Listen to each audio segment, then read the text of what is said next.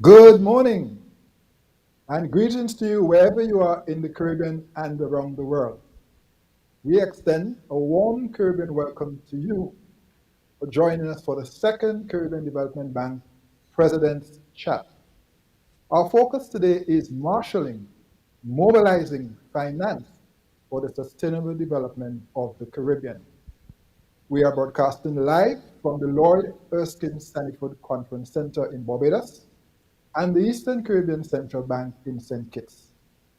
Special greetings to the governors and directors of the Caribbean Development Bank who have joined us today.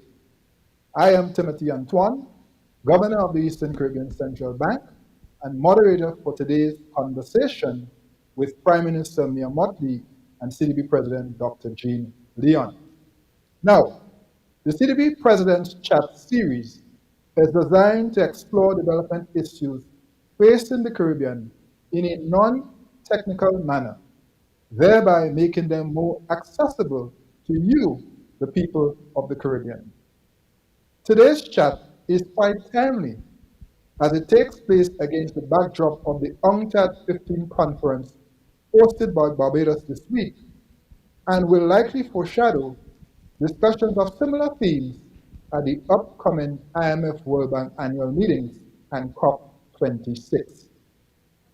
This morning, we are delighted to have Prime Minister Mia Mottley, a regional champion and one of the leading global advocates for development issues facing small island developing states. Prime Minister Mottley has a public life of many firsts, including the first female Attorney General of Barbados and the first woman to assume the office of Prime Minister of Barbados. Prime Minister is currently the chair of the Powerful Development Committee, a joint committee of governors of the IMF and the World Bank that helps shape the global development agenda. And if I am not mistaken, I think the Prime Minister is only the second woman in history to chair that powerful committee. Prime Minister Mottley, welcome. And thank you for your exceptional service to our region, especially over the past 24 months. Thank you very much, Governor, and it is a pleasure to be here this morning with you and obviously with the President of the bank. So thank you. I look forward to the conversation. Great, thank you. We also have the sixth and current President of the Caribbean Development Bank, Dr. Hyginus Jean Leon. Jean, as he is popularly known, has over 30 years of experience working in the area of economic development in an extensive career that includes over 2 decades at the International Monetary Fund as mission chief for several countries, including Nigeria, the Bahamas, Qatar, and the United Arab Emirates, and as senior resident representative in Jamaica. Jean has also served as an associate professor at the State University of New York and as Director of Research at the Central Bank of Barbados. Now, a little context for today's discussion.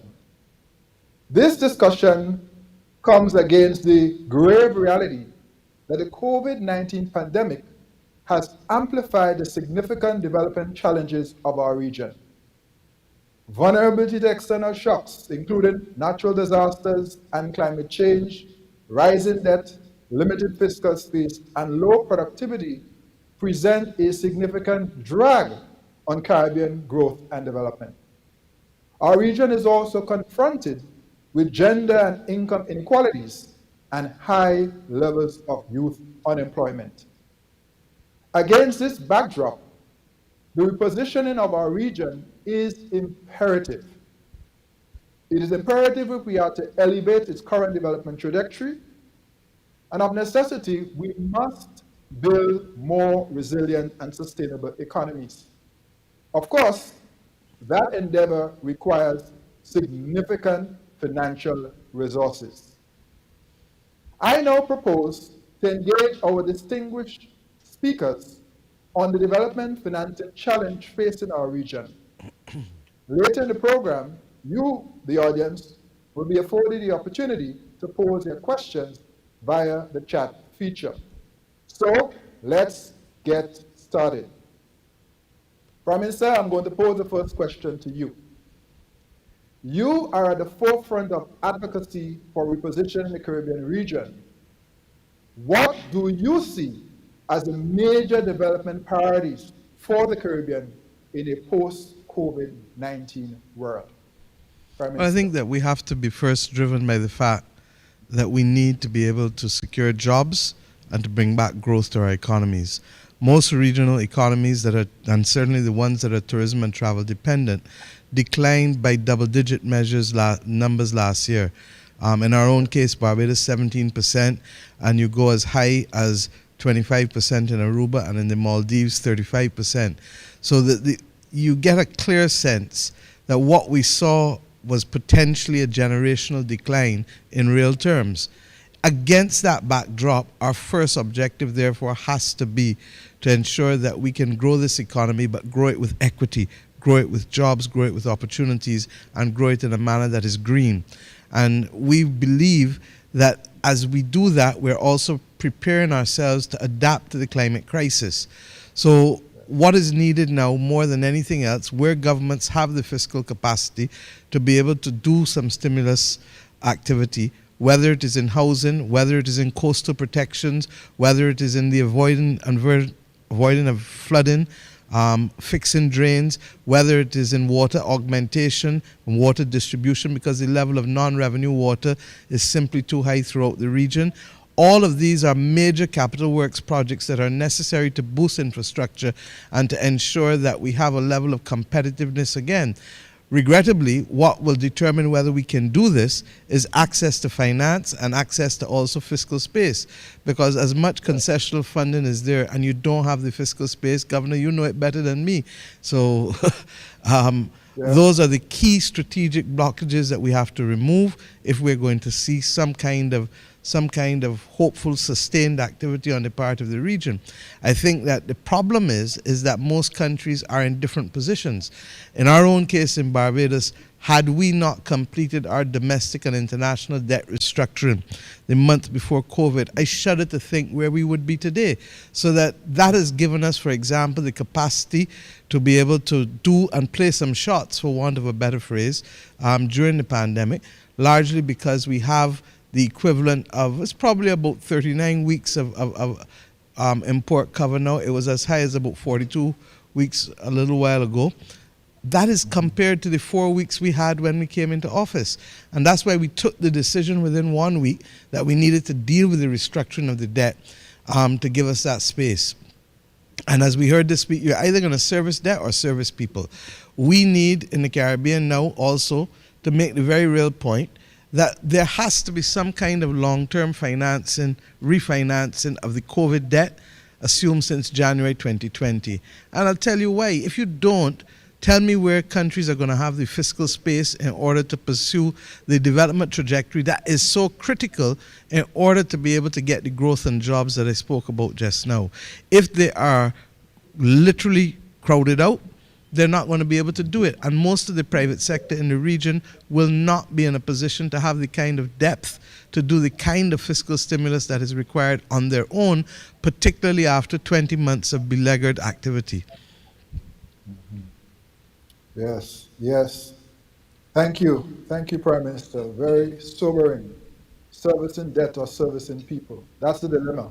And clearly we have to find a way to service our people. Thank you, Prime Minister, for setting that up so nicely. Dr. Leon, same question. What say you? I'd probably want to take off from two things that the PM has said.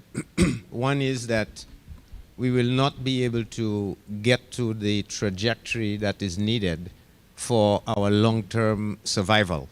And I think here, for me, what is very important is we need to start now, but we have to be on a dual track. The first track of what do we do to recover in what we can call the beginning of the recovery from COVID. I don't want to use post-COVID. But at the same time, putting in place the important foundations from which we will be able to reposition ourselves for this longer-term growth trajectory that the Prime Minister has very eloquently said. And I think for me, the real point is it's based on building resilience. And I say that to say, I think the only way you can have sustained development, I don't want to use economic growth, sustained development is if you have resilience. And that's if you have resilience in the social sphere, to include education, health, the cultural mindset to change us to a position where we begin to see things differently. Resilience in our institutions so that we can get past the implementation deficit that we bemoan so often. Implementation in our productive capacity, get us out of the strictures of economic concentration to one of more economic diversification, strictures of finance. The PM has already said without finance we cannot go anywhere. How do you build resilience in finance? And equally, we have resilience in the environment. And I think we are all seized with the climate aspects. And so how do we put those together, I think, is through the one keyword of innovation. Yeah. And we have to be thinking innovation in each of those buckets while we address the immediate, urgent needs that the Prime Minister has talked about, so that we can genuinely have hope in terms of getting to this longer-term growth trajectory that we are talking about. Right, right. Thank you, Dr. Leon. So already you are seeing a convergence here. Prime Minister spoke about green growth, resilient growth, inclusive growth, which means jobs, and of course, the need for building resilience, including infrastructure. And Prime Minister Motley, as you spoke, I remember something you said in the past, which is it takes cash to care. Yep. And I think that is precisely the point you were making earlier when you spoke about the dilemma that we seem to find ourselves in, where we are trying to service debt and also servicing our people, and the necessity to find a way to deal with COVID-19 debt. Here in the ECCU, for example, over $1 billion additional debt was incurred last year as a result of COVID, and with a contraction of 17.17%. So the points are very well made. I want to stick with you, Dr. Lee, on this next question. So I know the Caribbean Development Bank is placing increased emphasis on a more holistic approach to development financing for our region. Help us understand the key elements of this approach and how you see it addressing the financing needs of our region. Dr. Leon. Yeah, thanks for that, Tim. I think we can simply recognize that in the very same way we've talked about this holistic approach to development, you have to approach the financing aspect equally in a holistic way. And I raised this to make the point that we have to distinguish the stock problem we have, which is our debt overhang, whereby almost all of our countries are essentially in a debt unsustainable situation, and to distinguish that from the flow of new financing that will be required, if anything, to get us to the sort of development goals that we articulated in the previous question.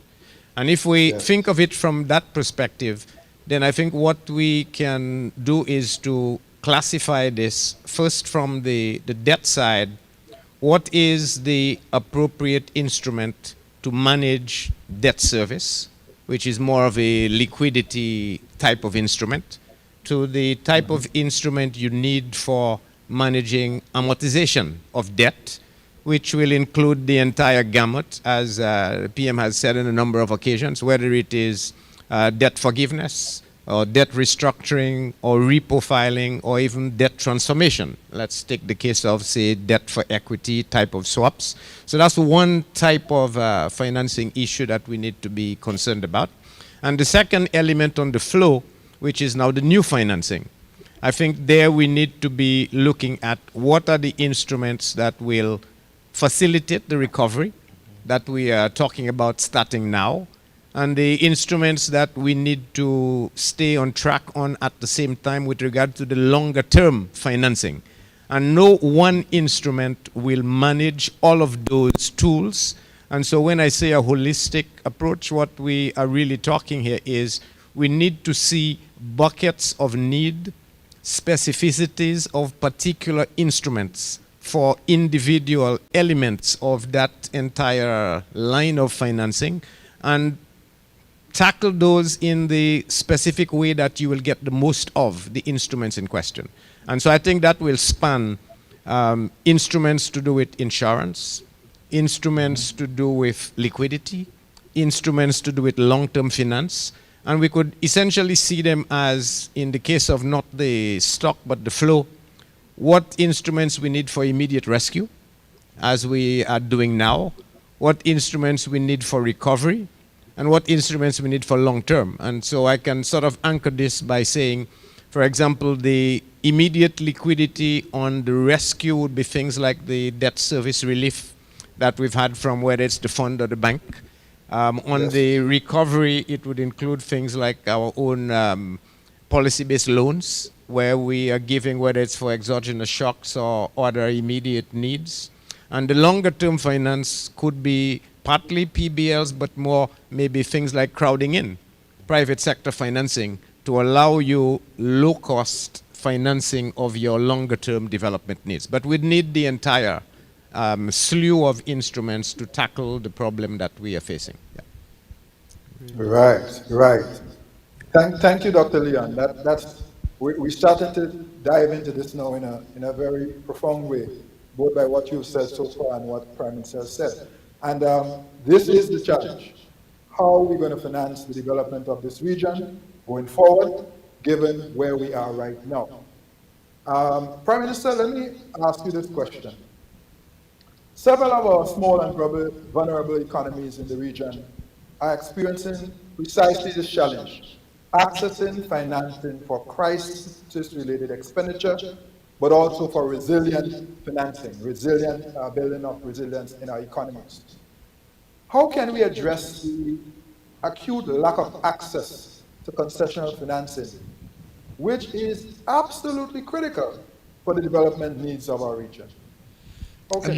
I'm glad that you asked that question, Governor, because very often people want to know what's the connection with all these things that you're all doing regionally and internationally with how people living on the street and how people trying to find jobs in our country. You heard me just now speak about the absolute need for governments to be able to lead the fiscal stimulus, and the real problem that we're going to have, which we have to watch, is the fact that we have a large accumulation of savings still, but we don't have the appropriate instruments to be able to ensure that those savings can help us in financing much of the stimulus that we were just talking about. And that bothers me. But at the straight public sector level, we continue to fight the battles, regrettably, that preclude us from accessing the concessional financing. And a large part of it is due to archaic and crude measurements that bear no relationship to our needs or our reality. And of course, you know that I'm talking about the use of historic per capita GDP to determine whether countries should borrow or not. We were fortunate enough to break the log jam for Barbados and Bahamas with the World Bank in the last year. But I'm telling you, the amount of heavy lifting that took us. And ultimately, we were able to point out that exceptional access was given to countries like Latvia and Korea, and therefore there was no justifiable basis for excluding Barbados and the Bahamas from concessional funding at the World Bank, particularly in the middle of a pandemic and particularly in the face of the climate crisis. In addition to that, we have to be able, in our own circumstances, to recognize that there are some structural issues that have caused people to have concern, and we can't avoid it. And a large part of it in the Caribbean, regrettably, has been the runaway expenditure of state-owned enterprises that perhaps don't have the same level of governance protections and oversight as central government does. And we need to be able to modernize that while at the same time not becoming a slave to a system that will not allow us to be nimble and not allow us to facilitate expenditure and the services that are so urgently needed by many of our citizens. The other reality is that we have, as I said, to find ways of mobilizing private funds and savings. I think, Governor, you guys told us that there are about $50 billion US dollars in savings in the region. It might be a little less now because we know that everybody has had to draw down on savings in the last 18 months to survive.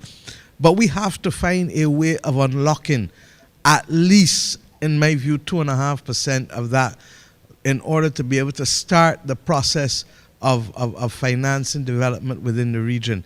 The difficulty is that there's a lot of nervousness because people are not sure whether existing governments will have to do further reprofiling or restructuring of debt, and therefore they wonder what their position will be in that context. So that I really do believe that the most urgent thing is for governments also to determine what is the message that they want to send to the market, both local, regional, and international, in terms of their debt structure and how they believe they can finance the medium-term to long-term development that is so critical, while in the same time accessing the liquidity to meet the short-term cash flow needs. So a lot of things, but a lot of it depends still on our engagement with the international community and getting them to understand that their international financial architecture too is not necessarily suited to the needs of small states such as ours. And I give this last example as I've done over and over.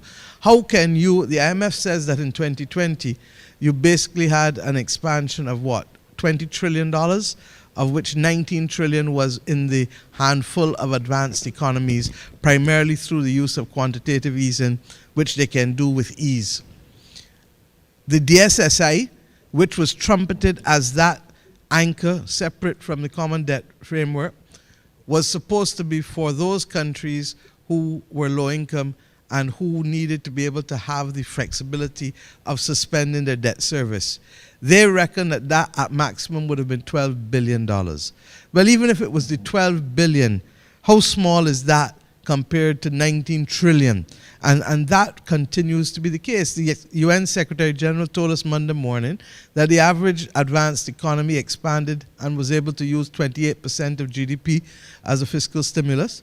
The middle income countries 6%, and low income countries less than 2%, 1.8% I believe. So therein lies the story of really what has happened in the last 20 months, inequity at its worst, and a strangling out. Now some of it may be structural in that both the IMF and the Bretton Woods and the World Bank as Bretton Woods institutions were formed when our countries did not exist.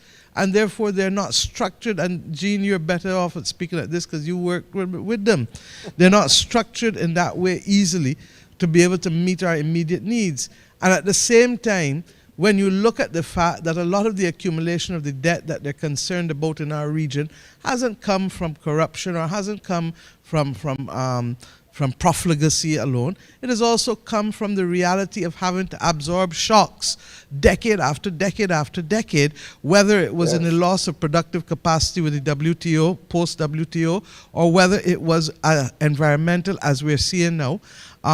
And the reality is that these things have been now judged against us, but at the same time, we need to be able to accept our responsibility for doing what we can to remove the structural issues, while at the same time persuading them to recognize that if you are going to ask us to be able to meet the needs of a climate crisis, then you cannot hold us to a 60% debt to GDP fiscal anchor. You've got to look for adaptation funds that, and preferably grant funds within the context of adaptation funds that will not add to our debt stock, because we don't have the room to add to it. But yet it is because of your greed and wicked behavior that the greenhouse gas emissions are causing us these problems. So this is complex, but it is not impossible.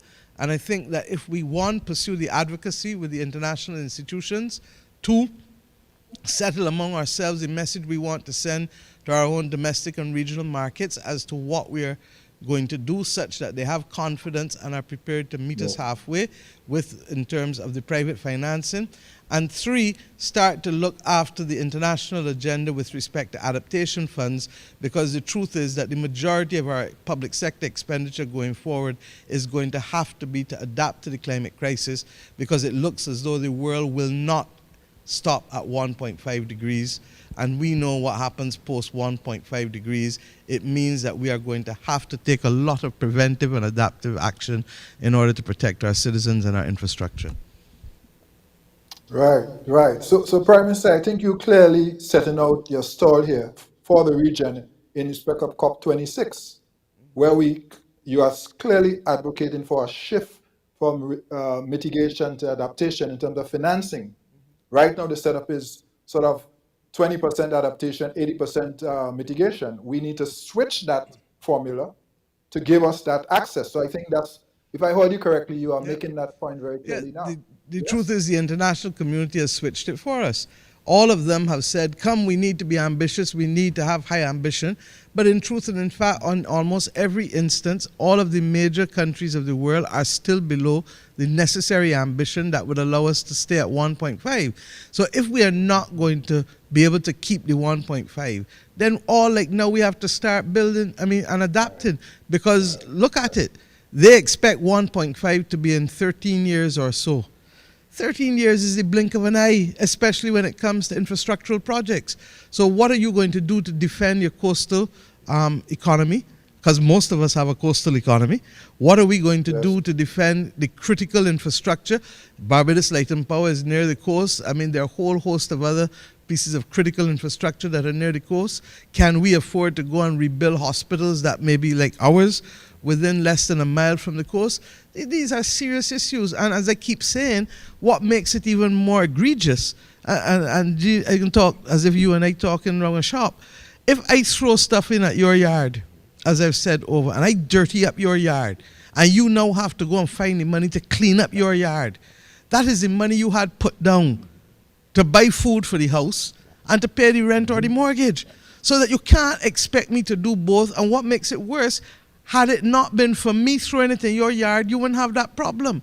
So that the issue of climate justice and the issue of the morality of what is taking place cannot be divorced. And I don't think Caribbean leaders or Pacific leaders should walk away from an insistence as well that we need to conclude the arrangements for the Warsaw Mechanism on loss and damage, because fundamentally, if this happened within our domestic boundaries, we would be looking to sue somebody under the law of tort. Tim, if I could just add something here.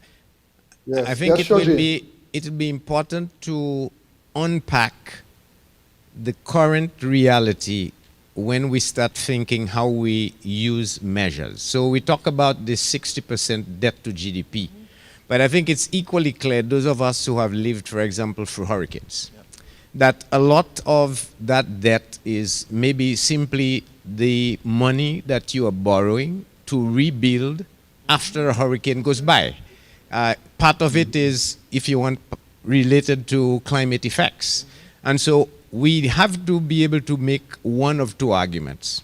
Either that the 60% is not the appropriate definition to use in countries that have high vulnerability, or we need to unpack. We need to unpack the current debt to GDP ratios by partialing out those elements that are not out of our doing, as it were, the policy-induced errors or failures. Leave those aside, because we can take responsibility for those. But those we are not responsible for, you should be able to unpack those so that you could genuinely say the relevant, effective debt to GDP ratio that you should be accountable for is much, much less than what it is now. And so I think that's a definitional, unpacking, attributing type of concept we should be pushing a little more. Absolutely. And the point that I want to make, as we do that, we need to, so if it is green debt, put the green debt one side. If it is COVID debt, as I said, put that one side. And let's go back. I'm not going to tire saying it. The British government in the last century understood that it could not service its debt incurred during the war to fight the war, while at the same time going to borrow new money to reconstruct Britain after the war. And therefore it put its wartime debt into perpetuity so that they were not crowded out in being able to access funds. when we say we need a Marshall Plan for the region, and I see that my brother and the president of Ghana is making the same point for Africa, what he is saying and what we are saying is this.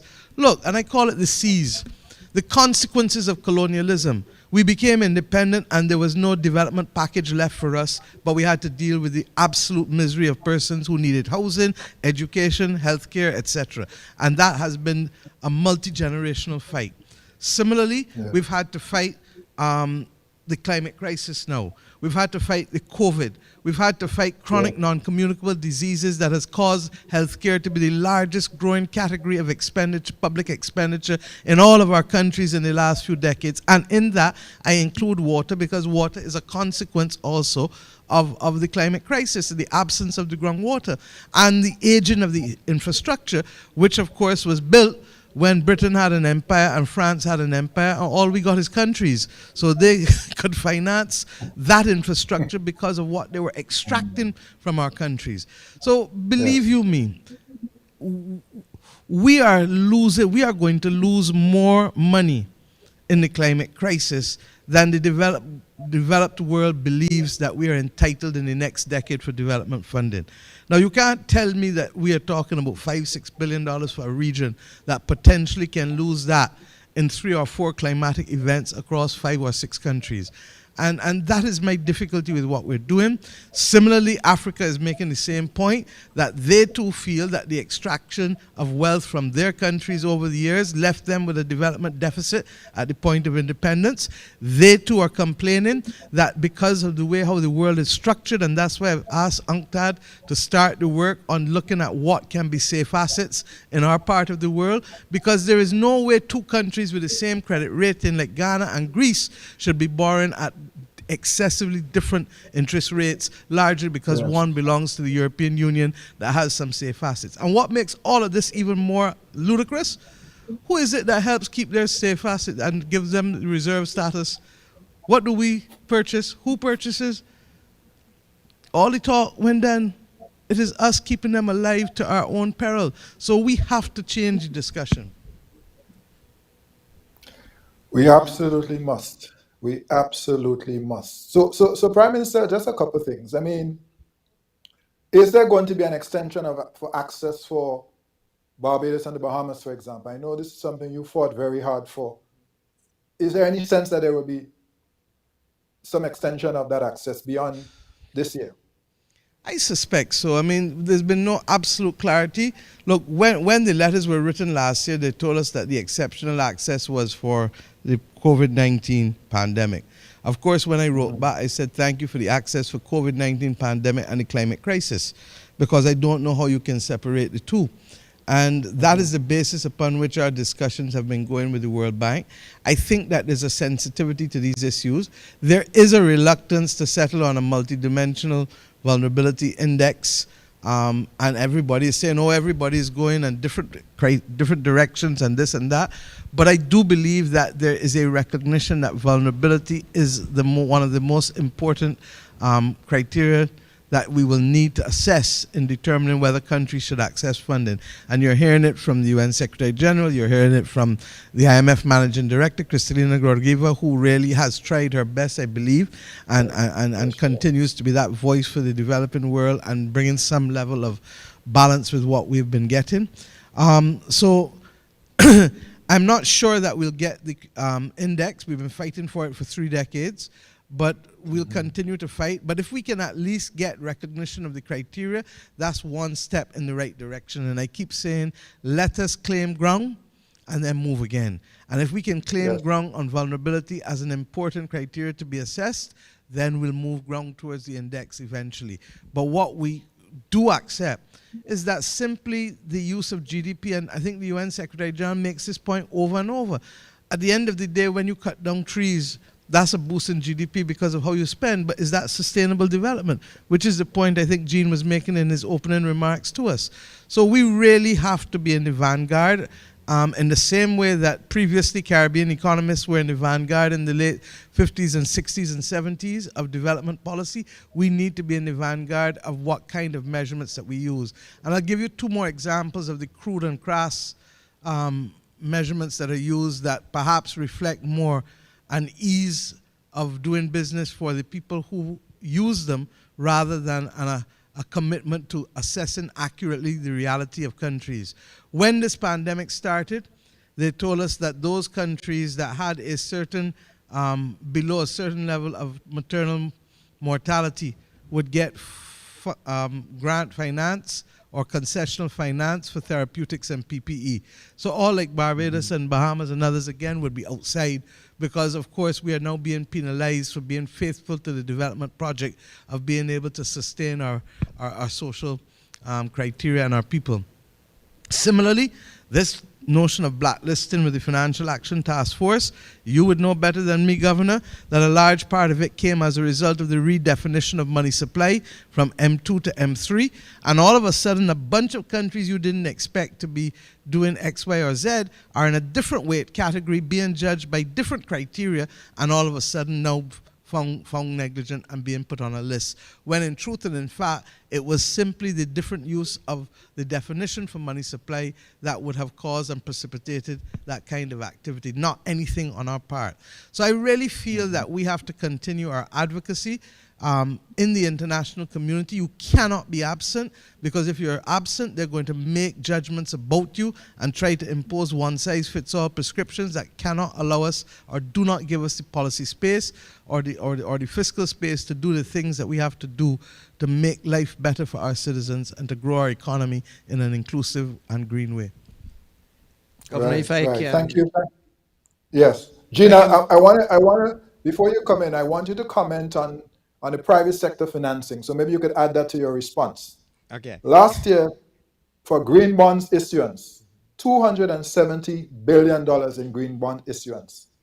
And as far as I know, none of that came to the Caribbean. And so the question is, what can we do to tap that ESG market for our development? Please. Yeah, I'll get to that second, but I wanted to follow up on a point the Prime Minister made with regard to the vulnerability. As she noted, we've been at this for the last 30 years, and we have not really made progress. Now, it is not the case that it is not acknowledged that GDP per capita or national income per capita is not adequate or appropriate. But everyone hides behind it out of it being simple.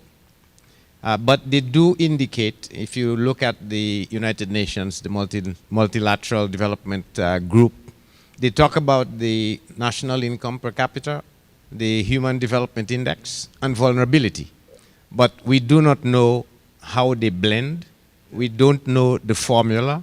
The most we know is that the national income per capita is the dominant metric. So you either graduate once you get past a certain number, or even if your HDI is very high, the fact that your income is not sufficiently there, they will actually discount the HDI simply to put the extra weight on the national income. But I think the point about vulnerability I wanted to make is, if we keep focusing on just the vulnerability index, multidimensional or otherwise, we will not be able to convince in a very significant way the fact that our seeds are different. And I'll tell you what I mean by this. We have to see the vulnerability measure as not being one aggregate number that we can say, if you get past it, you get, and if you don't get. Because the truth is, vulnerability has in effect three parts. The first is almost the probabilistic aspect of my susceptibility to some event occurring. And that tends to be where we spend most of the time. But if you think about this well from a climate perspective, not aggregate vulnerability, climate perspective, the US can claim that they have the same probability of being hit by a hurricane as any of our islands on any one year. And the truth is, the Cat 5 hurricane that hits Dominica hits the US, and so they are just as vulnerable.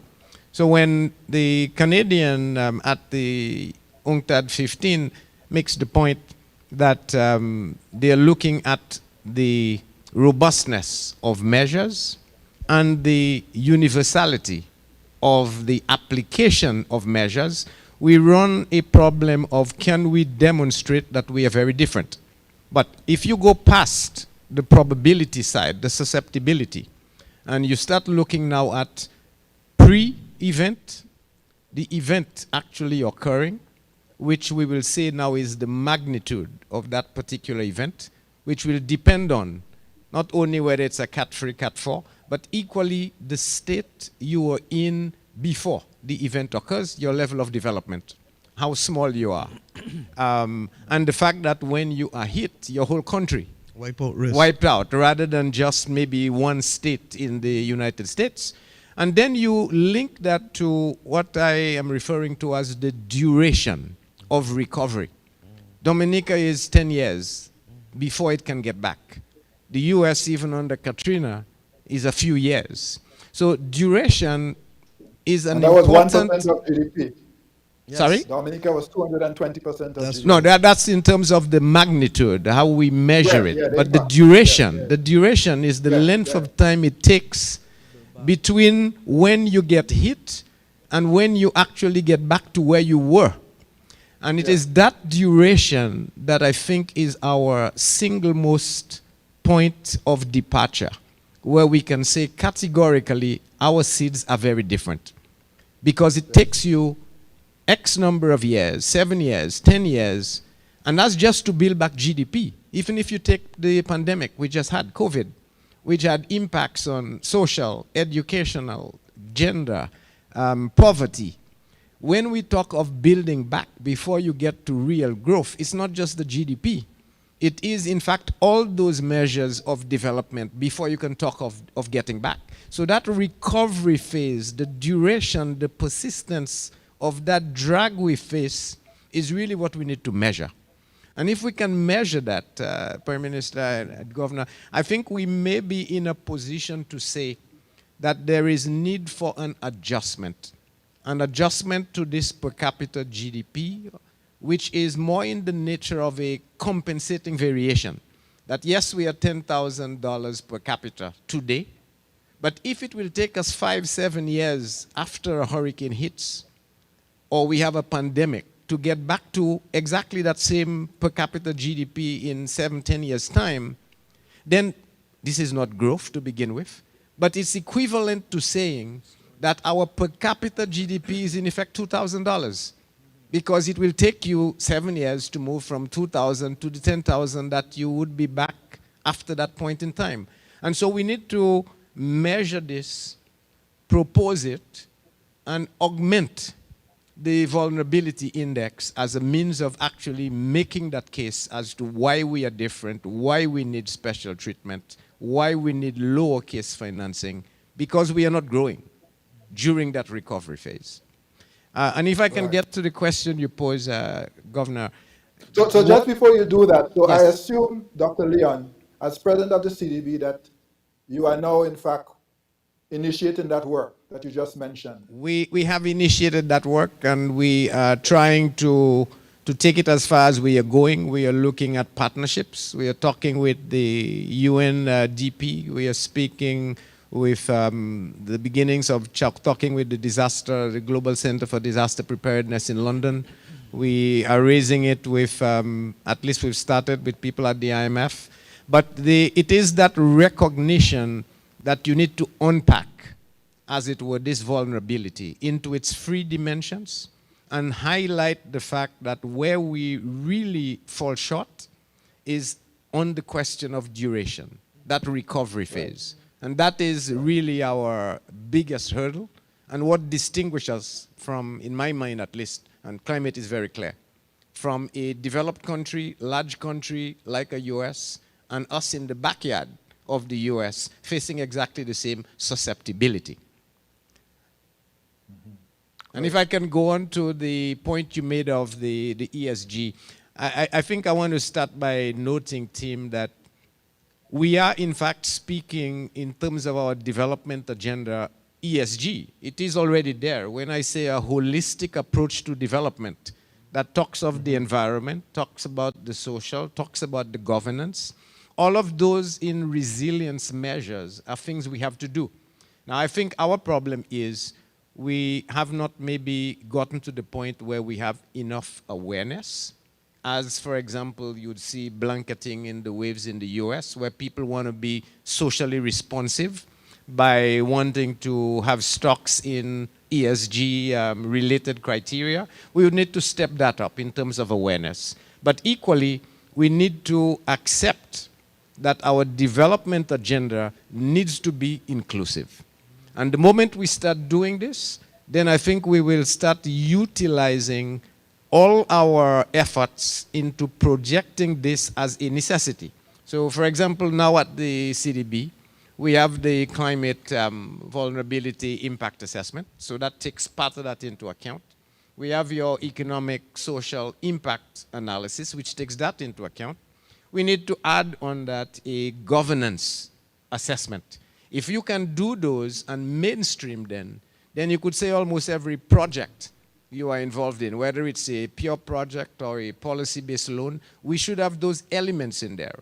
So that as we build the capital markets in the region, and people start now getting into stocks that are going to be based on those development areas, then in principle, you will actually get that awareness and start getting people that would now be able to tap into the very ESG market that we are talking about. I think one of the key things, Governor, is that we need to be able to embark regionally, and I've tried to start it here in Barbados, a serious project on financial literacy. We are not going to move 50 billion US dollars in domestic savings that are getting next to nothing in terms of interest rates unless people feel confident about being able to understand and interpret how they can invest and where else they can invest. Now, the truth is that I should also have included earlier when you asked me about the development opportunities. And when you say post-COVID, the truth is that we believe that COVID is a marathon. And it's not really going to be anything called post-COVID. It's going to be along with COVID. And the other areas, of course, are digitization and also the creative economy, that we're going to have to leverage the ability to reach the rest of the world in order to be able to earn in those two areas. And I'm not sure that we've done that sufficiently. So I think we have some work to do on financial literacy in order to be able to improve the appetite of our citizens to participate in risk in terms of the types of investments that they undertake. But at the same time, I think we need to expand the pool of opportunities from just simply infrastructure, green infrastructure, but also start looking at how we can do far more with digitization as well as the development of software, etc. And then, of course, there's the issue of food security, and there's the issue, which I now talk about, nutritional security, because of the problem with the chronic NCDs. Cheap food that is bad food is no good food. And then, of course, as I said, the creative economy. So there are multiple things that we need to walk and hold hands doing. And I feel that there really needs to be far more functional cooperation in the region than currently exists. And that's one of the things that the revised Treaty of Chaguaramas was set up to be able to facilitate. At the very time when we have the ease of communication, instantaneous communication, we have seen less functional cooperation. And I think that that is regrettable, especially since in almost every instance, each one of our countries is underpopulated. Yes, indeed. So Prime Minister, you know, you on this question of mobilizing domestic savings, the actual experience we've seen in the ECCU in the last year is actually that deposits in the banking system actually increased. So while we would have thought, and we have been monitoring liquidity very carefully in this period for obvious reasons, perhaps because some people were unable to travel, you know, we actually saw an increase in deposits, meaning that liquidity actually, excess liquidity is even higher, as counterintuitive as that may sound, which basically strengthens your point that we now need to mobilize some of these resources. I think you said 2.5%. At least. You know, or 50 billion to get us moving. And while I agree with you on financial literacy, and by the way, globally, only 1 in 3 persons have are financially literate. 1 in 3, which means 2/3 of us are not. But while we are doing that financial literacy program, I keep reminding colleagues that our people are investing in cryptocurrencies. So we're worried about them harming themselves, and for good reason. But people are taking more risk than perhaps we even realize. And therefore, I think we can and should make the case for investing more in ourselves, in renewable energy, for example, in food and nutrition security, for example, to be able to, as you have both said, elevate the development trajectory of our region. So I feel that we have been a little too conservative with respect to engaging people on mobilizing these resources. And I think based on actual behavior, there's an opportunity for us to step forward, and really hold hands together, as you said, to bring some of those resources. So that even as we're making the case internationally, we are bringing our own domestic resources to the table and joining hands, hopefully, to leverage whatever comes our way. So thank you for that. Which leads me to ask the president of the bank, Dr. Leon, about renewable energy. So Dr. Leon, talk with us for a moment, if you will, about how you see us addressing this issue of renewable energy. And you look at our countries, everybody has a very ambitious plan for renewable energy transition, but the transition is slow. And one of the main reasons, or one of the main factors that we keep hearing, is that the upfront costs for doing renewables, those costs are very high. What can the CDB do? What can we do, Dr. Leon, to accelerate our renewable energy transition? Yeah, I think we can start by, as you say, renewable energy penetration clearly is low. And part of that is maybe a legacy of a costing issue, but part of it is also we have not managed to crowd in the private sector adequately to allow the advancement of the renewable energy line to actually proceed. And there are a number of ways, I mean, one can begin to look at this. One of which, for example, is something has happened in the OECS that you're aware of in the geothermal line, whereby you have interest subsidies that can help, or for that matter, partial guarantees that can be used to help smaller MSMEs embrace renewable energies. But all of those things are ultimately costly. I think what we need really is to crowd in the private sector. And you did mention that we have 40, 50 billion, as it were, of resources. The question in my mind really is, how do you get the private sector to want to engage at a reasonably low return to allow the advancement, whether it is renewable energies or in terms of climate, your green bonds, for example, or even in the creative industries in the orange space. I mean, all of those are just colors, but ultimately they are all trying to do the same thing.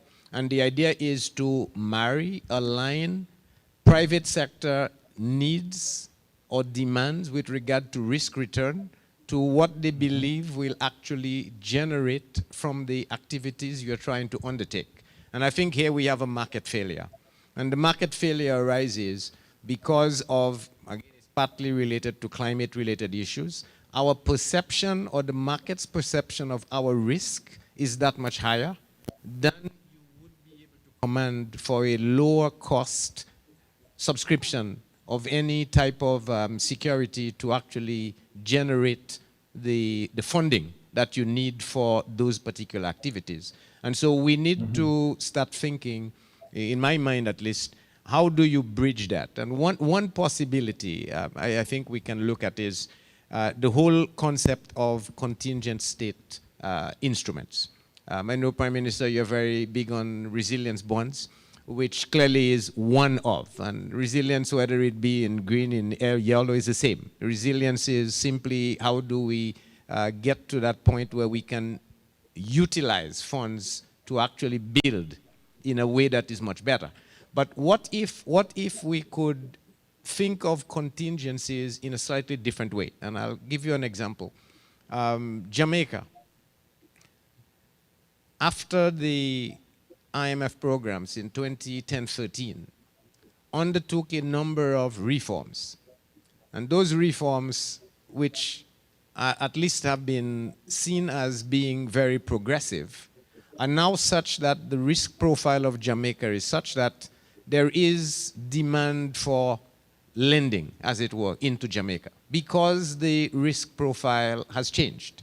So I want to start from there by asking, is there a way that we can reduce that risk profile of our countries, and whether we target that into renewables, as you are asking, or in climate, or in creative industries? Is there a way we can actually do this? And I think we can, if we can recognize the interactions that we talked about. For example, we need good governance. We do need to reduce our implementation deficit. We do need to have say, strong social frameworks to allow us, whether it's security or otherwise, to say you have a holistic economy that is actually good. What if we could call all of those reforms? And is there a way we could think of pricing those reforms such that we could say, if we were to implement those reforms, then in a sense the risk profile of the country, that space would be reduced. Now, if you could do this, but of course you need the funds to actually start you, is there a way we could get the private sector, whether it is domestic, regional private sector, or international private sector, to recognize that if you undertake reforms, but undertake reforms in an ex-ante way, you can actually benefit from lower cost. So again, to anchor this in the following sense. I'm going to borrow, again because I need a lot of money, 200 million to do a renewable energy project. I do know I need the plumbing, the infrastructure of whether it's the governance or the other elements to make this continue in a very good way.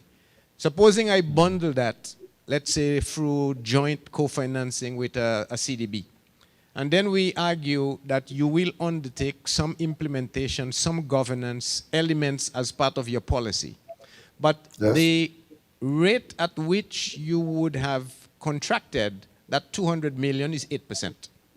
And supposing you agree to tranche it, because it's going to be rolled out, you tranche it in amounts of, say, 50 million. Then after the first 50 million, you start to pay. You're paying at 8%. But because you have actually undertaken and delivered on a particular reform, your rate will be reduced from 8 to 7% ex post. So that your debt service, when you start to pay, is not going to be the 8, which was before, but say 7% at that particular point. And at each tranche, you can actually benefit from engaging, implementing that particular reform.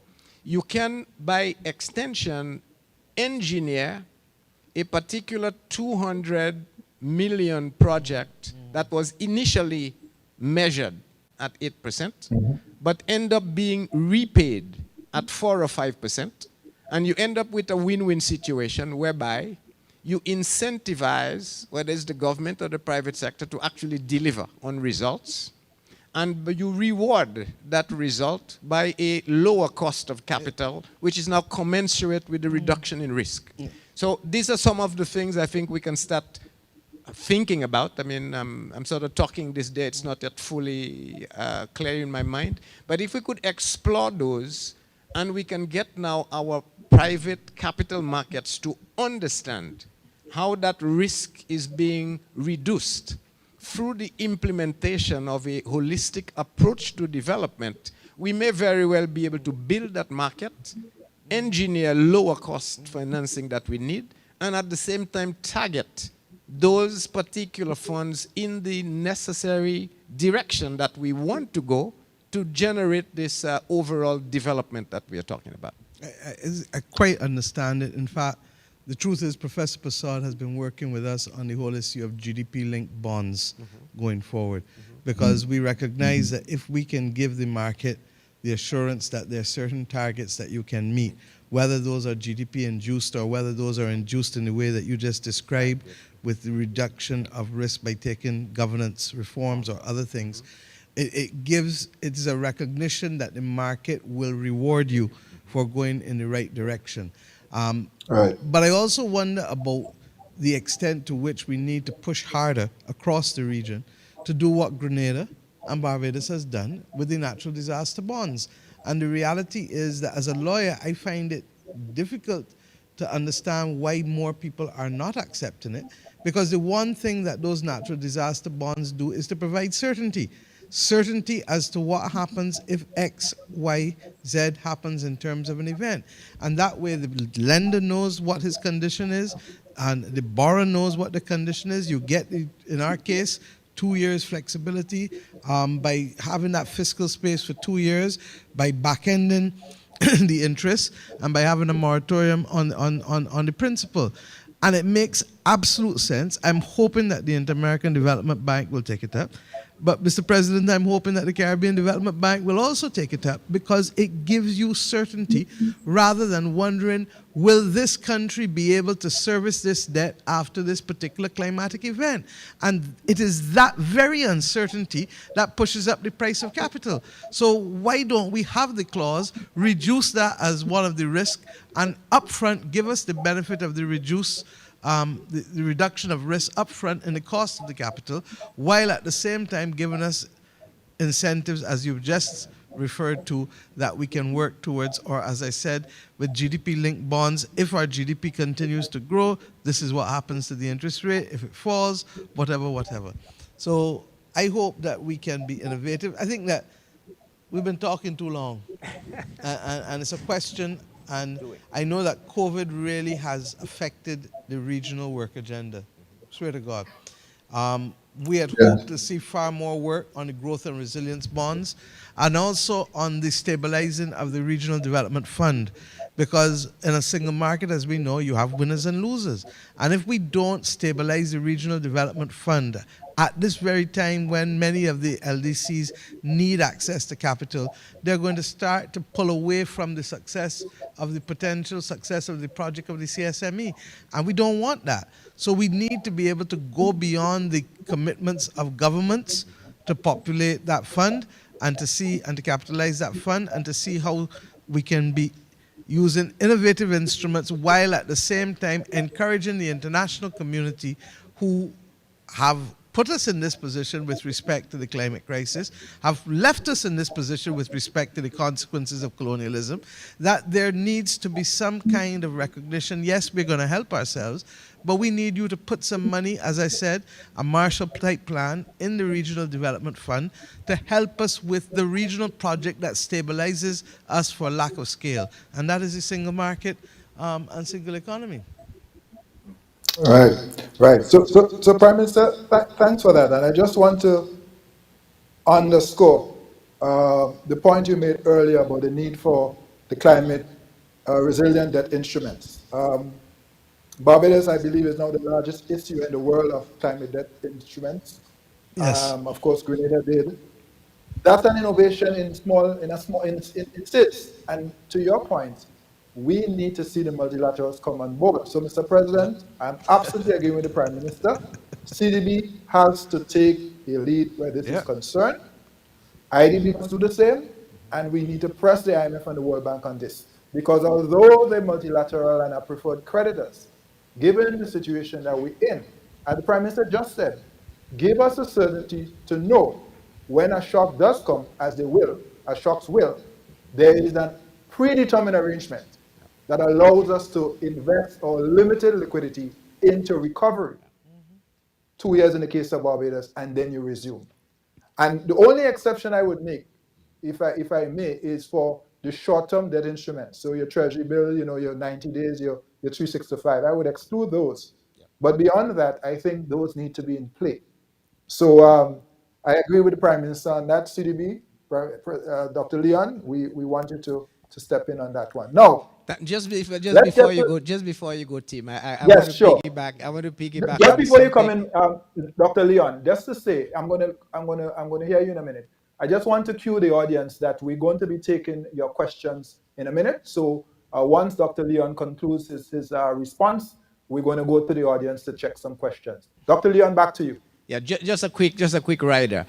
Prime Minister was talking about the need for us to work together as a region.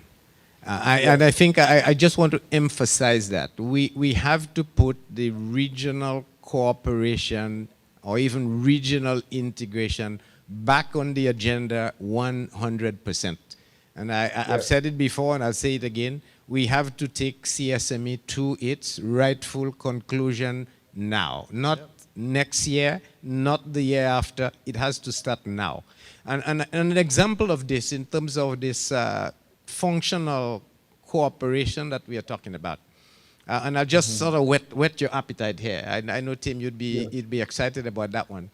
We have 1.7 almost billion SDRs that have just accrued to the BMCs that the bank actually lends to.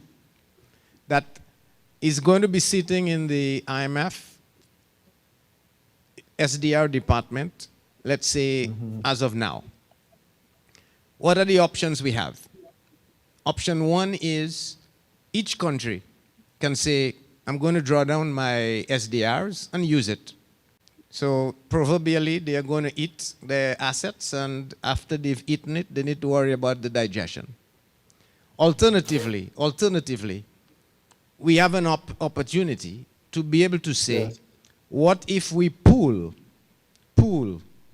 all of that 1.7 billion SDRs, let's say 2.5 billion US, and now invest it into an equivalent reserve asset type of instrument that could be issued a CDB or elsewhere, but let's just say a CDB for now, that could now be used through the higher rating, stronger link with the capital markets to now energize a crowding in of that very capital we've been talking about before.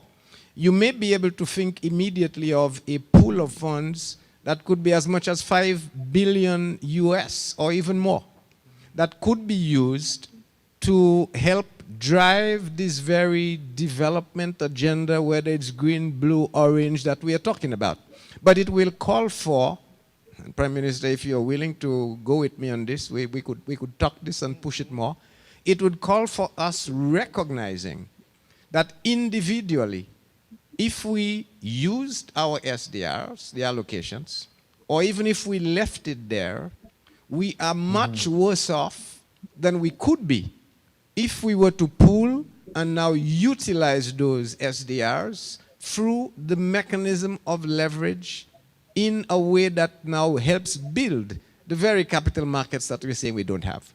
But it calls for collaboration, cooperation in a regional sense. And speed. And speed. Because one of the difficulties, and I'm being brutally frank, that I think the bank has to come to grips with is the length of time it takes to process and to do things.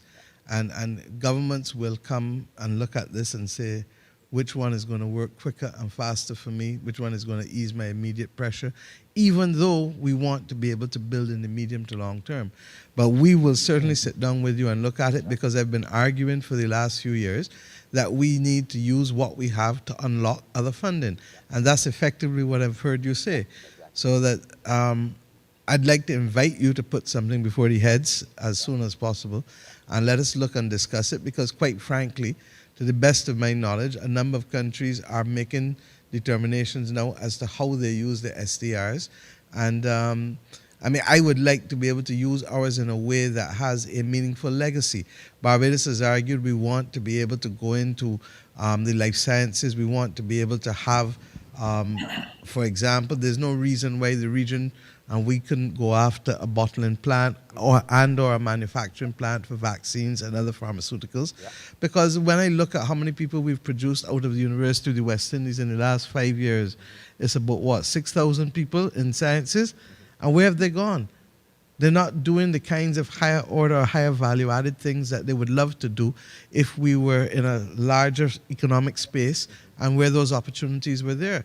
So let's sit down and talk. I think, look, you know, last night we had a discussion with the central bank, and the governor of the Central Bank of Kenya was making the point that we go through periods of time in history where very little happens in long periods of time, and then you get a burst of activity in a short period of time. I actually believe that we are in that space where we can have a burst of activity because of the existential crises that we face, because of the fact that people are more willing to deconstruct and reconstruct, and therefore come up with solutions that are appropriate to the time and the circumstances of the individual nations. And I regret that we've not made more progress regionally with respect to the Caribbean economic recovery transformation, because I still believe that if countries go together to the international community, they will be that much stronger than the 1-1-1-1, because what is the example of colonialism? Divide and rule. And therefore, if you have each little country going to negotiate and going to they're not going to get the best possible deal as against our going together as a regional community.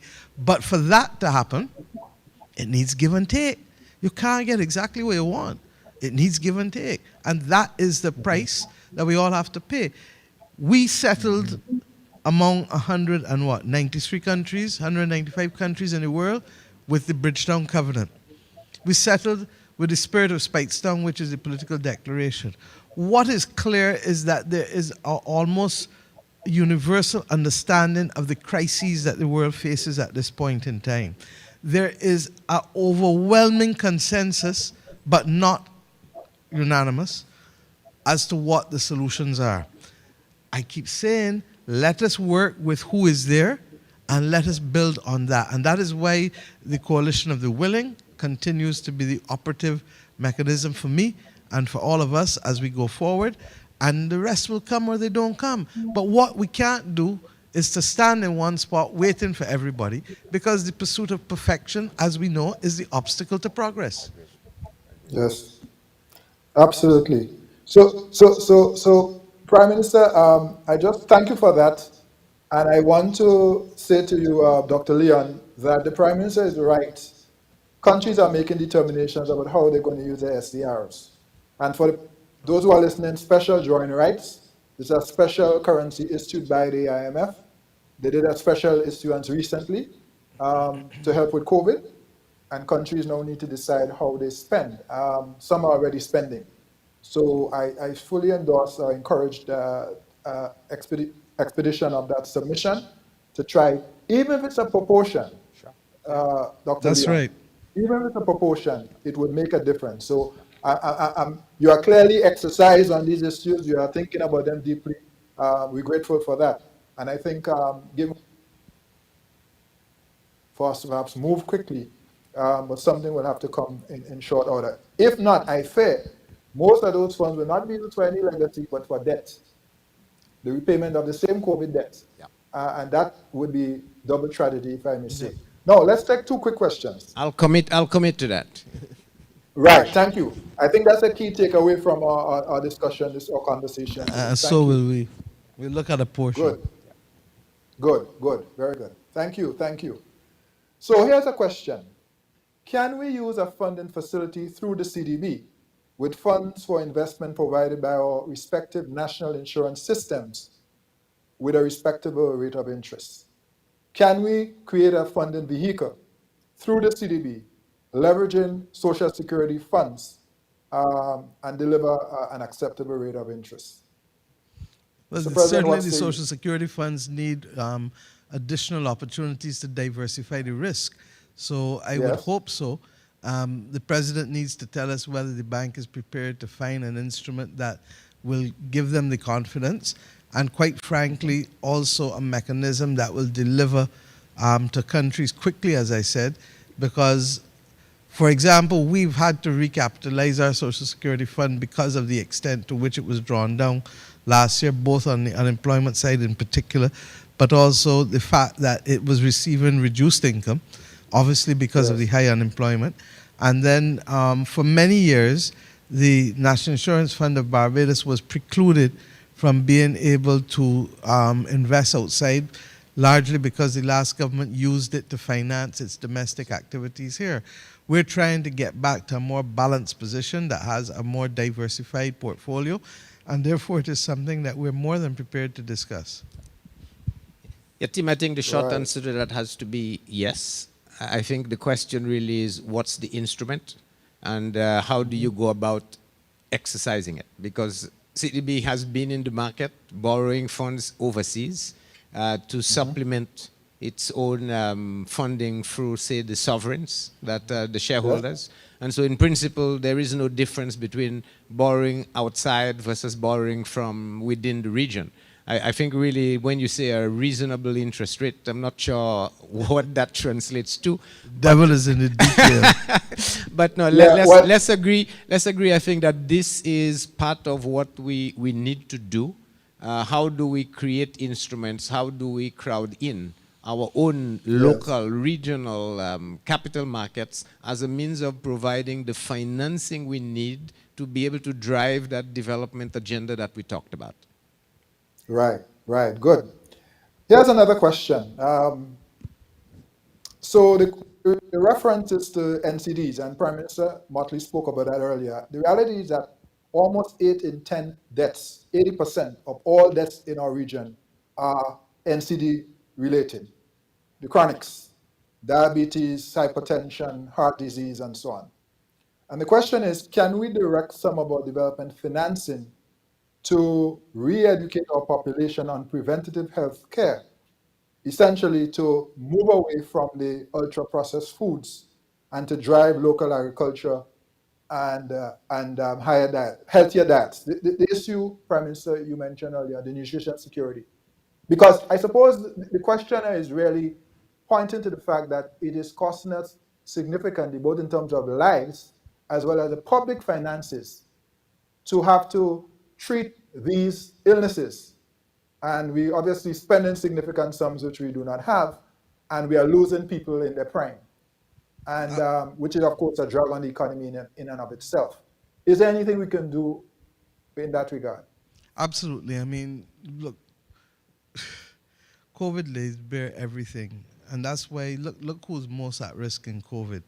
Unvaccinated persons with serious comorbidities, invariably the chronic NCDs. And that's why the region is having a time of its life now. We have to have a multifaceted approach to it. We have to do public education and sensitization from as early as primary school. We need to be doing it with pregnant mothers and to get back into the communities and to train pregnant mothers before they have the children, what kind of habits you want to be able to inculcate in your children. I see the cameraman giving me a thumbs up for that. We have to be able to also make sure that those people who are already suffering from the chronic NCDs, the diabetes, the hypertension, etc., that we don't leave them to their own devices.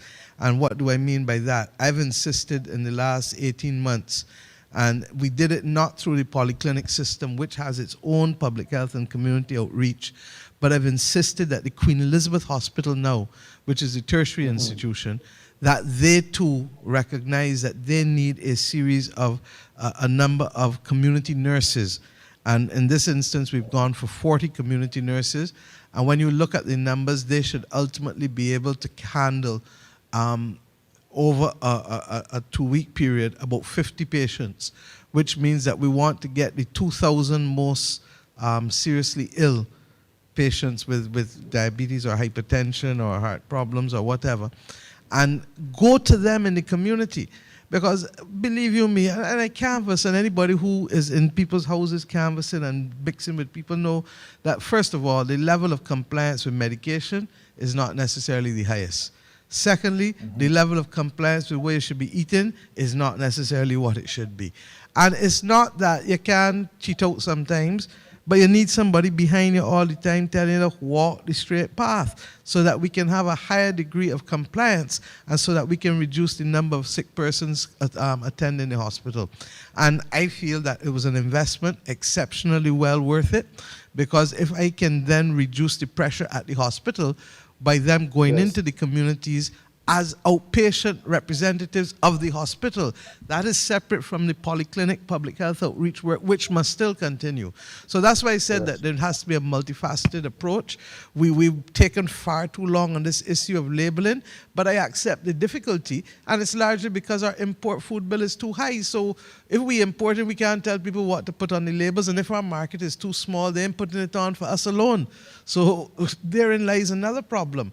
And then we go to the race to the bottom, largely because every country is interested in what is cheapest, but what is cheapest may not necessarily be what is most effective, because in the long run, it's putting our people in the hospital.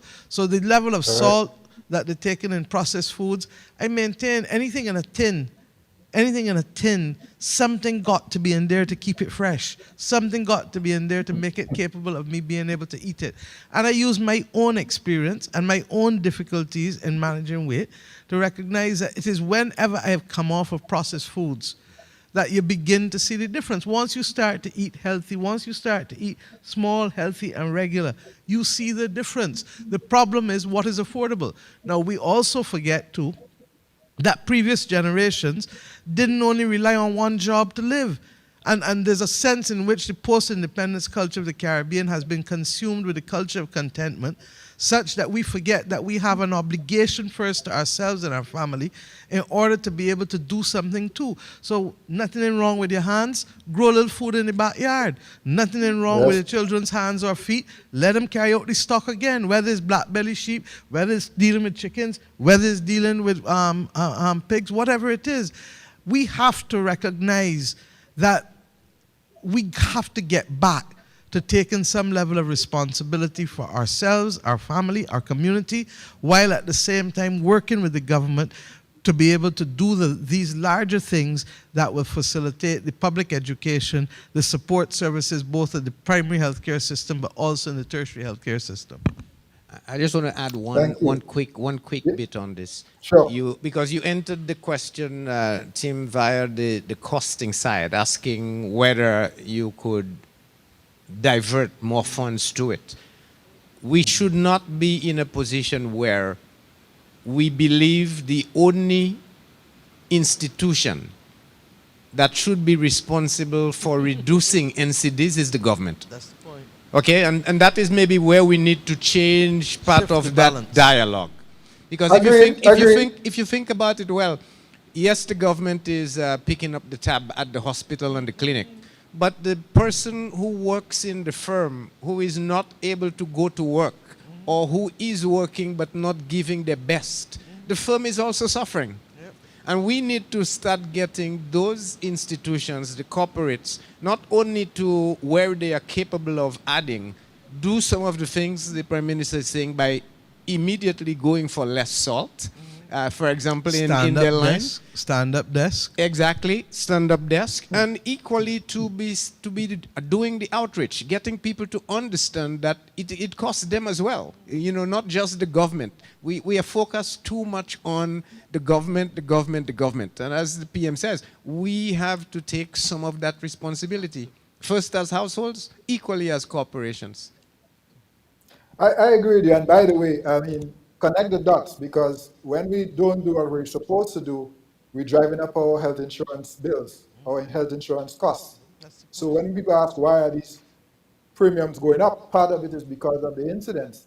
Were we to reduce NCDs, we would potentially see lower insurance costs. Now, of course, it's not just dollars and cents, but that's what the person offered, so that's how we let in. But thank you for that perspective. I am. What shall I say? We have a few more questions, but we're out of time. And let me apologize that we're not able to take more questions. We were going to try to touch one on cultural and creative industries, but we are out of time. And so I'd like to give you first, Dr. Leon, President of the CDB, and then Prime Minister Motley, an opportunity for your concluding thoughts. For me, I think one is we, as a region, we have to recognize that time has run out. Yep. We have to act, and we cannot keep acting as atoms. We have to see the benefit of working together as a region, supporting each other both in thought, in deed, in action, because I think that's the only way we come out of this in a way that is going to be sustainable over the long haul. And second, to see the whole development process not as a slice, as I keep arguing, but as a complete ecosystem. We cannot leave the people behind. We can't leave the institutions behind. We cannot leave the planet behind. We cannot leave our whole productive activities behind. It has to be seen in its entirety. If not, then I think we'll end up moving along again at a tension with one or more pieces moving ahead of the rest. So that will be my closing message, the holistic aspect, and seeing the benefit of working as a region as opposed to individual pieces. All right. Thank you, Dr. Leon. Prime Minister Motley. Thank you. I think the president is absolutely correct with what he said about the time for talk is over and that there has to be action. But the action has to also recognize that the critical foundation has to be partnership and compromise. We are not going to get anywhere if we continue to want all that we have staked out for, because we just don't simply have the capacity to do it on our own. And I hope that within this region that we are going to try to remove a few more obstacles, because right now there may be opportunities in different parts of the region, but the capacity to exploit them may be constrained. When all is said and done, while the tourism and travel dependent economies are suffering, Guyana is going through an explosion of growth as a result of its recent discovery and the confidence in what will come to them with the oil and gas, but also recognizing that they are strong too on renewable energy and on the carbon neutrality because of their commitments with the carbon sink and their forests. I believe that we have equally to recognize that we have to be global citizens and we have to look for opportunities outside of this region. But it is going to mean trying to give our people and our companies backative in whatever way, whether it is through technical assistance and strengthening or whether it is through increased access to capital, blended with state capital, or literally creating platforms where people who don't know each other can come to trust each other because of the nature of the instruments. And finally, I really, really feel that we have a voice to lead in the world at this point in time because of the nature of our experiences and the extent to the fact that we're in World War III. Let's make up our minds on it. We have multiple crises that are the equivalent of a world war, from the pandemic to the climate to the violence epidemic in the region. And that is also a major problem, as we all know, to the difficulties with the other aspects of the healthcare system, as we just talked about. And if we continue to fight it as if we were not in a pandemic, as not in a war, then we'll lose the battle. What I find is missing most in the region is urgency and a willingness to deconstruct and reconstruct so that we can be far more streamlined and understand that if we do things the traditional way, we're not going to make the distance and we're not going to win the war. Thank you, Prime Minister.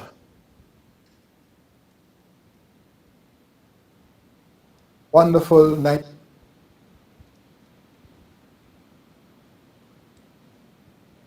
Motley.